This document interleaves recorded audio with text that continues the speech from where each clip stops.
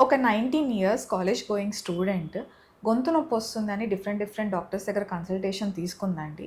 So, తనకి relief రాక ఫైనల్‌గా ఒక డిప్రెషన్ స్టేట్‌లో మన ఓపీడీకి రావడం జరిగింది.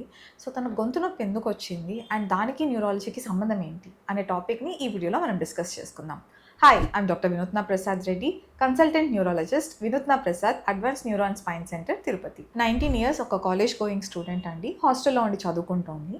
6 మంత్స్ అంటే కాలేజ్‌లో జాయిన్ అయిన 6 మంత్స్ తర్వాత నుంచి తనకి గొంతులో నొప్పి స్టార్ట్ అయింది. ఆ నొప్పి కూడా ఇనిషియల్‌గా మైల్డ్‌గా ఉండేది. కానీ పోను పోను సివియర్‌గా అవ్వడం వల్ల పెయిన్ వచ్చిన ప్రతిసారి దగ్గరగా అవైలబుల్ ఉన్న డాక్టర్ దగ్గరికి వెళ్ళి కన్సల్ట్ అవుతూ వచ్చింది. పెయిన్ రికరెంట్‌గా వచ్చేసరికి దానికి సంబంధించిన ఎండోస్కోపీస్ అండ్ టెస్ట్‌లన్నీ చేశారు. సో, టెస్ట్‌లన్నీ నార్మల్‌గా రావడంతో కన్సల్ట్ అయిన డాక్టర్స్ అందరూ కూడా ఎన్విరాన్మెంట్ చేంజ్ అయ్యింది అండ్ కొత్త ప్రదేశము అడ్జస్ట్ అవ్వడానికి టైం పడుతుంది. సో, అడ్జస్ట్‌మెంట్ టైంలో కొంతమందికి ఇట్లా స్ట్రెస్ ఇండ్యూస్డ్ పెయిన్స్ రావచ్చు అని చెప్పడం జరిగింది.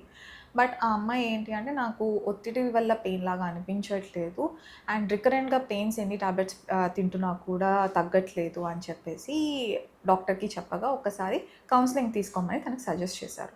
సో, ఆ కౌన్సెలింగ్‌కి భాగంగా మన ఓపీడీకి రావడం జరిగిందండి. సో, తన పెయిన్‌ని అనలైజ్ చేయడంని బట్టి అది గొంతుకి సంబంధించిన పెయిన్ కంటే కూడా నరంకి సంబంధించిన పెయిన్ లాగా అనిపించింది. సో, తనకు డిస్క్రైబ్ చేసిన పెయిన్ క్యారెక్టరిస్టిక్స్ ఏంటి అంటే, నాకు మింగేటప్పుడు, తుమ్మినప్పుడు, దగ్గినప్పుడు నొప్పొస్తుంది. ఆ నొప్పి కూడా ఒక పక్క భాగంలోనే వస్తుంది. అంటే ఈ భాగంలో వస్తుంది. అది కూడా ఒక 10-15 సెకండ్లు ఉంటుంది. Maximum of 5-10 minutes. Minimum of 15 seconds, maximum of 10 minutes వరకే ఉంటుంది మేడం. తర్వాత అసలు నాకు పెయిన్ ఉండదు.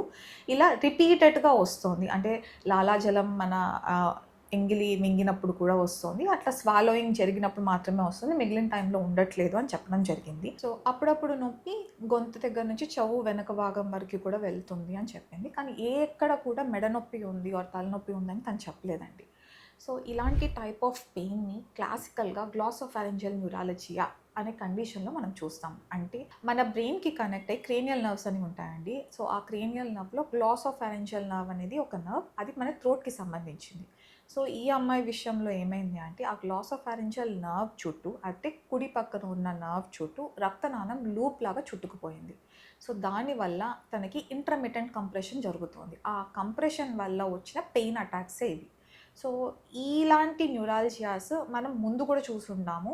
So, for example actor Salman ఖాన్‌కి ట్రైజెమినల్ న్యూరాలజియా అనే కండిషన్ ఉంది. సో, తనకేంటి అంటే ఫేస్‌కి సంబంధించిన నరం చుట్టూ వాస్కులర్ లూప్ ఉండడం వల్ల వచ్చిన మెడికల్ హెల్త్ ఇష్యూ అనమాట. అలాంటి ఒక సిమిలర్ కండిషన్ ఈ అమ్మాయి థ్రోట్‌కి సంబంధించిన నరం చుట్టూ రావడం వల్ల ఆ పెయిన్స్ అనేవి ట్రిగ్గర్ అవుతూ వచ్చాయి. సో, ఈ కండిషన్‌ని మనం ఎంఆర్ఐ ద్వారా డయాగ్నోస్ చేయగలుగుతాము. అండ్ డయాగ్నోస్ చేసిన వెంటనే కొన్ని మెడికేషన్ స్టార్ట్ చేశాక ఆ అమ్మాయికి మళ్ళీ ఆ పెయిన్ అస్సలు రాలేదు. అండ్ రీసెంట్‌గా మన ఓపీడీకి వచ్చి పెయిన్ కంప్లీట్‌లీ రిలీవ్ అయిపోయింది. అండ్ స్టడీస్ పైన బాగా కాన్సంట్రేట్ చేయగలుగుతున్నామని చెప్పింది. సో, థ్రోట్ పెయిన్ అప్పుడప్పుడు మనకి అంతు చిక్కని నరాల ప్రాబ్లమ్ వల్ల కూడా ఉండొచ్చు. Not only pharyngitis or laryngitis or థ్రోట్‌కి సంబంధించిన ఇన్‌ఫ్లమేషన్ మాత్రమే కాకుండా నర్వ్‌కి సంబంధించిన వల్ల కూడా పెయిన్ రావచ్చు. సో, ఈ పర్టిక్యులర్ కేస్ ద్వారా మనం గుర్తుపెట్టుకోవాల్సింది ఏంటి అంటే గొంతు నొప్పికి కామన్ కాజెస్ రూల్ ఔట్ చేసుకున్నాక పెయిన్ ఇంకా పర్సిస్ట్ అవుతుంది, తగ్గట్లేదు అంటే neurological causes definitely rule out చేసుకోవాలి. For any queries you can contact me at Vinutna Prasad, advanced neuro and spine centre, Tirupati.